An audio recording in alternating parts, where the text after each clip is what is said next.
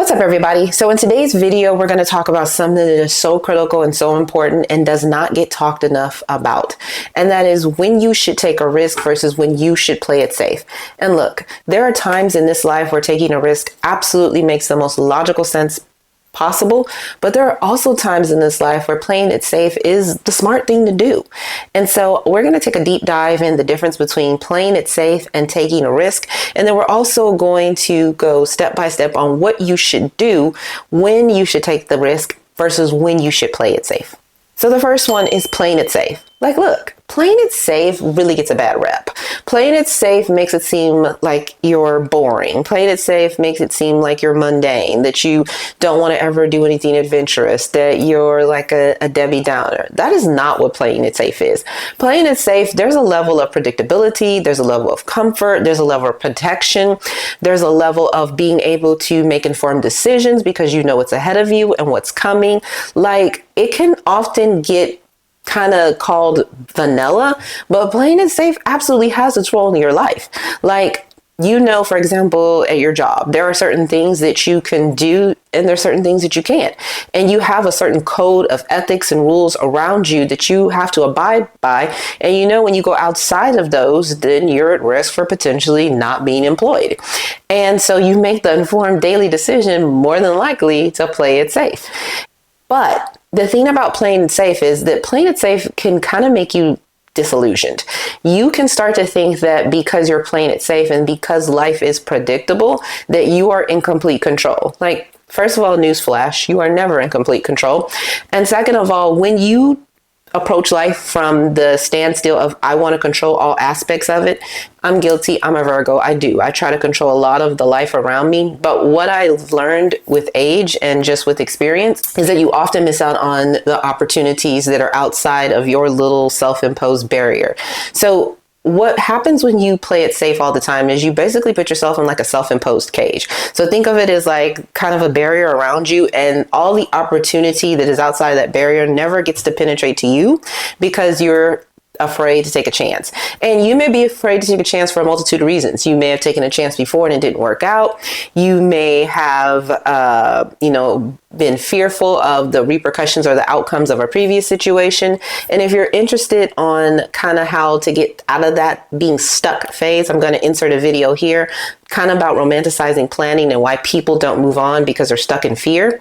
But more importantly, when you play it safe, you never get the opportunity to see what else is out there. So in one respect, it has its value, but in the other respect, it can also put you in a situation where you never get the opportunity to really go beyond what is available. And that means that you are limiting your potential. So on the other end of the spectrum is risk taking. And risk taking also gets a bad rep because risk taking is associated a lot of times with recklessness, with irresponsibility, with not thinking things out. And that's not the type of risk taking that we're talking about. We're talking about informed risk taking. That's risk taking where you have the information that you need to make a correct decision about your level of risk and where you're comfortable and what you're willing to do. Risk taking is exciting, it's exhilarating because there is a lot of lead up to risk taking that can really rejuvenate you. When you're thinking about something that's coming ahead of you and you know that you're taking a risk, it's also very nervous and nerve-wracking because at the end of the day, I don't care what anybody says. No one wants to take a risk and then turn around and fail. No one wants to take a risk and then be thinking like, I should have just set this one out. I should have been on the sidelines. I knew better. I knew not to listen to them. And then you're questioning and then it makes you begin to doubt your own thinking, your own ability. But the other thing about taking risk is you have to weigh your ability to take a risk versus your ability to regret something. I remember when I was in college and I'm from California and I went to college in Louisiana and I came back home from the semester and it was whether I was going to go back to Louisiana or stay in California. And my mom really wanted me to stay in California and my dad was kind of like, well, do what you want to do, but I remember he came to me and he said, what's the worst thing you can happen if you go back to Louisiana? And I was like, well, I don't know, I could fail. And his answer to me, I think about this today to this adult, his reply to me was, well, you can always come back home. He basically was telling me, like, go ahead and go and then take the risk. If it doesn't work out, you can always come back home. And even if you come back home and you're like, oh, I don't want to come back home, or I don't want my tail tucked between my legs, y'all, like, those lessons sometimes, like, they don't pay off, but more times than not they do. But we overthink taking risk, we overanalyze, we overplan, and then we get stuck on the sidelines, or we get stuck making Pinterest boards or vision boards of all the things we want to pursue, but we're never willing to take the risk to go after them. So when should you take a risk versus when you should play it safe? So when you should play it safe, the first one is when your physical health or well-being is going to be harmed. If you put yourself in a physical, dangerous situation where your physical safety or even your emotional safety is going to be adversely impacted greatly. And I'm not talking about just a little bit of trials and tribulations because you've been pushed outside your comfort zone. I'm talking about truly detrimental long-term impact on your physical and emotional well-being. You sit that one out. That's not the opportunity for you.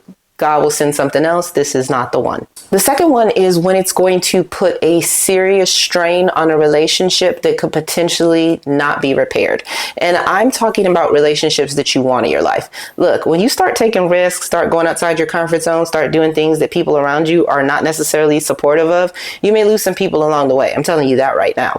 But what I am saying is that if there are relationships that are absolutely crucial and critical to you, and you understand that taking this risk could put those relationships in an irreparable situation, you may want to sit this one out or figure out a way to craft that situation so that there's components that you can pursue, but you also don't want to lose your relationships, because whatever opportunity you're going after, whatever book you want to write, business you want to start, YouTube channel, TikTok, whatever it is that you want to do, it's not going to be more important than the relationships that are impactful in your life and that you value. And the last one is when you are taking a financial risk with other people's money. Look, if you're willing to take a financial risk with your own funds, then I say go for it, especially if it's something that you know that you wanted to pursue, whether it's starting a business, investing in a new opportunity. But when you're messing with other people's money, you don't play around. One thing you don't do, you do not play around with other people's money. So if you can't execute the opportunity financially from a standpoint of not putting other people's resources at risk unless they are giving you permission to do so, then you definitely got to sit that one out. So then when are the times where you should take the risk? Well, first of all, you should take a risk when it's a once in a lifetime type opportunity. And I'm not talking about like, some man that's telling you he's going to whisk you away, or some woman that's telling you, hey, if you give me $10,000, I'm going to make this happen. But when you truly have the opportunity that's coming along once in a lifetime, or an opportunity that is very, very hard to come by, I think it's truly worth taking a chance. I think it's truly worth taking the risk, because like my dad said, what's the worst thing that can happen? You can always go back. You can always start all over. But if the opportunity is only coming along once, it's not coming around again.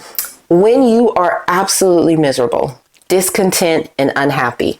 So I don't know about you, but I think that most adults have had a job that they absolutely could not stand. The job I had before the job that I currently have, when I tell you on a scale of 1 to 10, I was an 11 and being miserable, not because of the people I was working with, not because of what I was doing, because what I was doing, quite honestly, was completely in my comfort zone. It was the structure and the atmosphere which I was working in. Like, it was just, I couldn't believe that we were even operating like this. It was crazy to me. And like, when I tell you, like, betting on yourself is where you got to sometimes jump off the ledge and bet on you. I'm like, girl, you've been doing this for how long? Like, you are good at what you're doing. You can leave here and go someplace else and do this someplace else. But even in that situation, not only did I leave there and go do something else, I did something at a higher level, and I'm in a much more elevated position. And I'm not saying that to say that there's anything wrong with going from one place to another, but you'd be surprised when you bet on yourself how much and how good and how truly magnificent you will shine if you are put in the right environment. And lastly, when you should take a risk is when you absolutely, under no circumstances and no doubt, completely believe that it's aligned to your belief system and what the universe or God has for you. You don't question it. You go for it. You pursue it. You don't ask how it's going to happen. You don't ask where the details are. You let God provide the lamb and you move forward. And if you're not a believer, you have your own internal system that tells you, hey, this is it. This is something I need to go and I need to pursue. That inner voice that's gotten you this far in life, you go ahead and let it lead the way. And sometimes I know we question that inner voice because we're like, well, that inner voice also got me in some other situations. Look, nobody knows you like you know you. And you have to trust you, because if you can't trust you, who can you trust? So in the end, it's all about balance. It's about finding that sweet spot that allows you to feel comfortable with who you are and being able to take a risk versus being too risky and too reckless to the point where you're unhappy. And one of the things I want to really clearly emphasize is that your level of risk is going to look different from the people around you. Like, what is risky to me may not be risky to this individual. Let's take a swimming pool, for example. If you throw me in the deep end of the swimming pool, it is going to be an extremely risky situation. I cannot swim. I'm going to panic. I'm going to start flailing around. I'm going to be doing everything in my power to get out of that situation. And probably that's going to be detrimental. That risk is not going to be the same for the person next to me that knows how to swim. You throw them in the deep end of the pool, they might be irritated, but they're going to be fine. But that person may be uncomfortable diving. So you put that person on a high diving board and ask them to dive off, then the level of risk becomes high for them. So same swimming pool, but different levels of risk depending on what we're bringing to the table. The other thing I would say about balance at this point too is be mindful of the season of life you're in, but do not let the season of life you're in be an excuse for why you can't take a chance. A lot of times people will get a certain age and say, well, I'll do that when the kids leave, or I'll do that when I get this kid through college, or I'll do this when they're old enough to, take care of themselves, or I'll do this. And then you look up and like life is like pass you by and you're like, dang, like where did the time go? And then finally, are you willing to bet on yourself? Like whatever the risk is, whatever the decision is, can you bet on yourself? If nothing else works out and it solely comes down to you, are you able to bet on yourself? If the answer is yes, then take the risk. If the answer is no, and you're honest with yourself and you're not in the mode and in the time and the season to bet on yourself, then when you are able to bet on yourself, you come back and you look at the opportunity again. So in the end, life really isn't about being reckless and taking excessive risk. And it's also not about being vanilla and playing it safe. It's all about balance, and it's all about finding that sweet spot in your life, no matter what your age is, where you truly feel like you can move forward with taking a risk without regret, and you can truly be okay sitting on the sideline without regret. So hopefully this video was helpful for you. Please make sure to thumbs up and subscribe. Leave a comment down below on any questions that you may have, and I will see you next time.